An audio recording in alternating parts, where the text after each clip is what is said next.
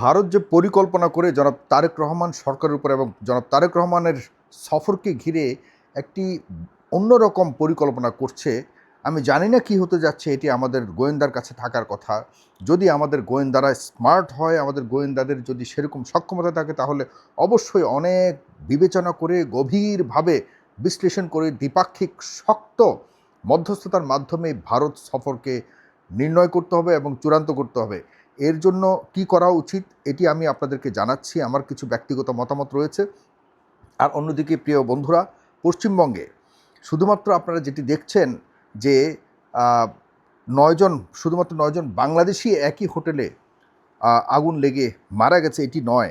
গত 2 দিনে দুই জায়গাতে গত 2 দিনে প্রথম আলোর খবর, 2 জায়গাতে সেখানে ভয়াবহ অগ্নিকাণ্ডের ঘটনা ঘটেছে। এবং এর আগের ঘটনা তো প্রায় 8 জনের মৃত্যু হয়েছে। 2 দিন আগেও ঘটনা ঘটেছে, সেটি আমাদের বাংলাদেশের পত্রিকায় আসে। আর আমাদের বাংলাদেশের পত্রিকায় কিন্তু একদম ধরেই প্রথম আলোতে আমি পড়ছি, প্রথম আলো কিন্তু একদম শিরোনামের মধ্যেই লিখে দিয়েছে অগ্নিকাণ্ডের ঘটনায়। মানে এখানে আর কোনো কিছু হতে পারে না, তারা সিদ্ধান্তই দিয়ে দিয়েছে যে অগ্নিকাণ্ডের ঘটনায় এসি থেকে শীতাতপ নিয়ন্ত্রিত যে ব্যবস্থাপনা রয়েছে সেখান থেকে অগ্নিকাণ্ডর ঘটনার সূত্রপাত হয়, সেখানে বাংলাদেশিরা মারা যায়।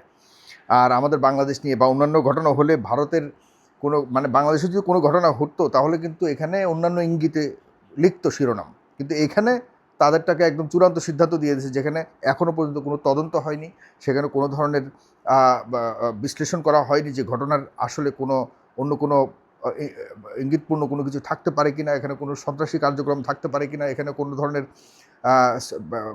ভারতের যে আমাদের বাংলাদেশিদের প্রতি কোনো জিঘাংসা আছে সেই সম্পর্কে কোনো ষড়যন্ত্র থাকতে পারি না। এই ধরনের কোনো কিছু না যাচাই বাছাই করে কিন্তু শিরোনামের মধ্যেই দিয়ে দিয়েছে শীতাতপ নিয়ন্ত্রিত যন্ত্র থেকে অগ্নি সংযোগের ঘটনা ঘটতে পারে। আমি আমাদের দেশের যারা দায়িত্বে রয়েছেন এই ধরনের বিষয়গুলিকে তদন্ত করে পুরোপুরি ঘটনাকে সাব্যস্ত করবার জন্য সরকারের পক্ষ থেকে যেন অতি শীঘ্রই ভারতের পশ্চিমবঙ্গের কলকাতায় গিয়ে এই দুটি ঘটনার তদন্ত করা হয় এবং বাংলাদেশিদের প্রায় 9 জন মারা গেছে। দেখুন, 9 জন মারা গেছে, 10 জন মারা গেছে, তার মধ্যে 9 জনই শুধুমাত্র বাংলাদেশি।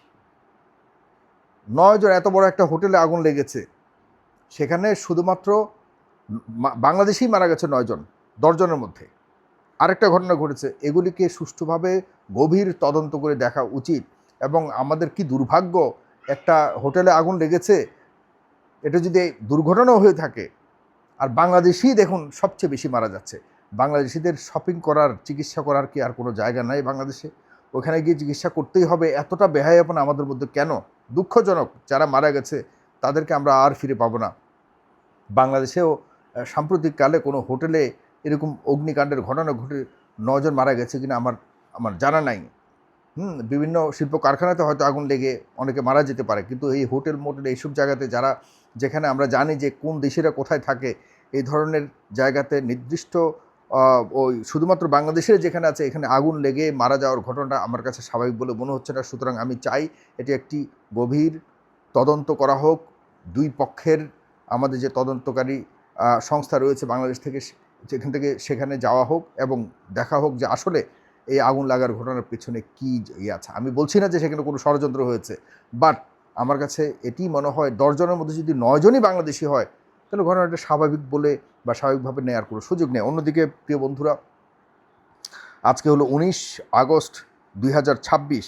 আপনাদেরকে আমি বলেছিলাম যে আমাদের মাননীয় প্রধানমন্ত্রী তারেক রহমানের যে ভারত সফরের বিষয়টি, এটি নিয়ে আমি কিছু কথা বলতে চাই। এবং আমি চাই যে প্রথমত আমি সরকারের কাছে অনুরোধ করব, দেখুন তারেক রহমানের সফর নিয়ে ঢাকার শর্ত অনেক কঠিন, রূঢ় বলেছেন এবং অহংকারী বলেছেন বিনা স্বীকৃতি। তিনি একসময় বাংলাদেশে দালালি করতে এসেছিলেন, এর আগের সরকারের দালালি করতে এসেছিলেন, এবং এখনও পর্যন্ত সেই যে বাংলাদেশের যেসব অ্যাম্বাসেডার বা হাই কমিশনার আসে, আপনাদের মনে রাখতে হবে, ভারত থেকে যেসব হাই কমিশনার বাংলাদেশে আসে, এরা কিন্তু বিভিন্ন ধরনের পারপাস নিয়ে আসে এবং এই দেশটাকে কিভাবে শোষণ করা যায় এই ধরনের কিছু নির্দিষ্ট এজেন্ডা নিয়ে আসে। এরা কিন্তু স্বাভাবিক হাই কমিশনার না। এখান থেকে তারা যাওয়ার পথে তাদের সারা জীবনে 14 গোষ্ঠীর যে মানে ভরণ পোষণ করবার মতো, খাইয়ে দাইয়ে 14 গোষ্ঠীকে পালন করবার মতো তাদের অর্থ এখান থেকে তারা নিয়ে যায়। কারণ এখানে তারা নির্দিষ্ট কিছু একটা দলকে তারা বিভিন্ন সুবিধা ভারতের মাধ্যমে দেয়ার যে একটা বন্ড থাকে, একটা তাদের মানে অপ্রকাশিত এগ্রিমেন্ট থাকে, সেগুলোকে বাস্তবায়ন করবার জন্য এই হাই কমিশনার নামক লোকগুলি এখানে এসে এটাকে বাস্তবায়ন করে। 24 সাধারণ মানুষ যদি 24কে না ঘটাতো তাহলে এই মানে এটা কয়েকজন আছে দালাল টাইপের, এরা কিন্তু মানে খুব বেশি না, মুষ্টিমেয় কয়েকজন আছে ভারতের বাংলা কথা বলা মানুষ, এই যে ভারতের যে বলে এটাকে প্রেস ক্লাবের সাবেক সভাপতি সাংবাদিক শ্রেণী থেকে শুরু করে তারপরে আপনার কূটনৈতিক শ্রেণীর এরকম 10-12 জনের একটা গ্রুপ আছে যারা এই দালালিটা করে। এদের এখন আবারও দালালি শুরু হয়েছে যে তারেক রহমানের ব্যাপারে তারাই বেশি কি আগ্রহী দেখেন। তারা এই বিনা স্বীকৃতি, এই মানে খুব অত্যন্ত নিম্নমানের একজন দালাল মহিলা, তিনি কিলিজ শেখ হাসিনা প্রত্যর্পণকে প্রধানমন্ত্রী তারেক রহমানের ভারত সফরের সঙ্গে যুক্ত করা বাংলাদেশের পররাষ্ট্র মন্ত্রণালয়কে সাম্প্রতিক অবস্থানের কঠোর সমালোচনা করেছেন ভারতের নিযুক্ত বাংলাদেশের সাবেক হাইকমিশনার। বাংলাদেশের নিযুক্ত ভারতের হাইকমিশনার বিনা স্বীকৃতি হবে, উল্টা লিখেছে যুগান্তর। ঢাকার এই অবস্থানকে তিনি অত্যন্ত রূঢ় ও অহংকারী বলে মন্তব্য করেছেন। ভারতীয় সংস্থার তিনি বলেছেন কি, বাংলাদেশের পররাষ্ট্র মন্ত্রণালয়ের অসাম্প্রতিক সামাজিক মাধ্যমের পোস্টকে তিনি খুবই রূঢ় অহংকারী বলে আখ্যা দিয়ে বলেন, এই ধরনের বক্তব্য কোনোভাবেই গ্রহণযোগ্য নয়। আর তোমার কাছে গ্রহণযোগ্য হওয়ার জন্য বাংলাদেশের কী ধরনের পোস্ট লিখবে এটা তোমার কাছে গ্রহণযোগ্য হতে হবে বিনা স্বীকৃতি? Who are you? What is your job about Bangladesh? Why you talking too much about Bangladesh? It is Bangladeshi's internal matter, what to do or not. Who are you to talk about Bangladeshi internal policy? তো এই দালাল এখন মানে এই ধরনের কথাবার্তা বলা শুরু করেছে। এরপর তিনি বলেছেন তারেক রহমানের ভারত সফরের তারিখ চূড়ান্ত করতে দুই দেশের সরকার এখন আলোচনা চালিয়ে যাচ্ছে। মানে কি তারা তাদের, কেন এত তারা? Why do we need Bharat to visit now? We don't need. Tarak Rahman is busy with something else. Let him do his job. Why you are very much concerned about his visit to India? Why India is so much concerned about that? আমরা তো চাচ্ছি না, আমরা যখন time আসবে will go, because Tarek Rahman সাহেব যাচ্ছেন বিভিন্ন দেশে, and it is his duty. আমরা লাইক করি ভারতকে, কিন্তু ভারতে বর্তমানে তোমাদের দেশে তোমরা আমাদের যে দ্বিপাক্ষিক বন্দি বিনিময় চুক্তি আছে সেটিকে তোমরা ভায়োলেট করছো। তোমাদের দেশে আমাদের দেশ থেকে যারা সন্ত্রাসীরা যায়, খুনিরা যায়, তোমরা তাদের ব্যাপারে সম্পূর্ণ একপাক্ষিক শক্ত অবস্থান নিয়ে তোমরা যা ইচ্ছা তাই করতে পারো। আর আমাদের দেশে যদি তোমাদের কেউ আসে, তোমরা যখন চাও এটাকে আমরা একদম দুলহার মতো সাজিয়ে তোমাদেরকে দিয়ে আসি। Why this things? এই ডিসক্রিমিনেশনকে বাতিল করতে হবে। দ্বিপাক্ষিক এই বন্দি বিনিময় চুক্তিকে আবারও ঢেলে সাজাতে হবে। আমরা যখন চাইব আমাদের এখানে অবশ্যই এক্সপেডিট করতে হবে। আমাদের যে এক্সট্রাডিশন চুক্তি রয়েছে এটাকে অবশ্যই রিনিউ করতে হবে, এবং রিভিউ করতে হবে, এবং সেই অনুযায়ী আমাদের চাহিদা অনুযায়ী, ওদের চাহিদা অনুযায়ী যাতে শক্ত বিষয়গুলি আদান প্রদানের জন্য দুই পক্ষ প্রস্তুত থাকে এরকম একটা চুক্তি করতে হবে। এটি খুব ইমিডিয়েটলি আমাদের করা প্রয়োজন। আমাদের এই এক্সট্রাডিশন চুক্তিটা যদি না হয়, মানে দ্বিপাক্ষিক সমান না হয়, তাহলে আমরা ভবিষ্যতে আরও ইয়েতে হয়ে যাবে। আমি জনাব তারেক রহমানকে বলছি, ভারতের শুভ গুরুত্ব দিয়ে গুরুত্ব না দেওয়ার বেশি তুলে ধরেন যে বাংলাদেশ থেকে কিন্তু জনাব তারেক রহমান সাহেব ভারতের সফরটাকে তেমন গুরুত্ব দিচ্ছে না, কারণ তিনি মনে করছেন না যে এই মুহূর্তে ভারতে যাওয়া খুব জরুরি। এটি বাংলাদেশের মানুষের অবস্থান, এবং তারেক রহমান সাহেব বাংলাদেশের মানুষের অবস্থানকে রিড করতে পারেন। তিনি বাংলাদেশের মানুষের মনের কথা যেগুলি, যে সেগুলিকে তিনি কন্ডিশন হিসেবে, শর্ত হিসেবে তিনি জানিয়ে দিয়েছেন ভারতীয় সরকারকে। এটি আমাদের বাংলাদেশের মানুষের অবস্থান। এটিকে আপনারা যদি ম্যানেজ করতে পারেন, then okay, Tarique Rahman will visit definitely.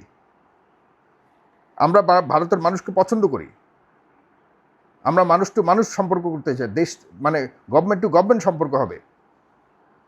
এখন আমি জনাব তারেক রহমানকে যে পরামর্শ দিতে চাই যে আপনি ভারতে যাবেন কি না, এটির জন্য অবশ্যই আপনাকে আমাদের দেশের সবচেয়ে গুরুত্বপূর্ণ যে রাজনৈতিক দলগুলো রয়েছে সবার সাথে আপনি বসবেন। একটা লিয়াজো কমিটি করুন। আপনি এখানে বিরোধী দল তৃতীয় বিরোধী দল বা রাজনৈতিক যে দলগুলি রয়েছে বর্তমানে, যেগুলো যারা বর্তমানে সংসদে অংশীদার হয়ে আছে, তাদের সবাইকে নিয়ে আপনি একটা ছোট্ট কমিটি করে তাদের সাথে বসুন যে এই অবস্থা, আমাদের ইন্টারন্যাশনাল যে পলিসির বিষয়টা রয়েছে, আমাদের যে কিভাবে আমরা বিশেষ করে ভারতের সাথে আমাদের যে দ্বিপাক্ষিক সম্পর্ক, এই অবস্থান আপনারা কি বলেন, আমাকে পরামর্শ দিন। নিজেরা বেশি পণ্ডিতি করবেন না দয়া করে।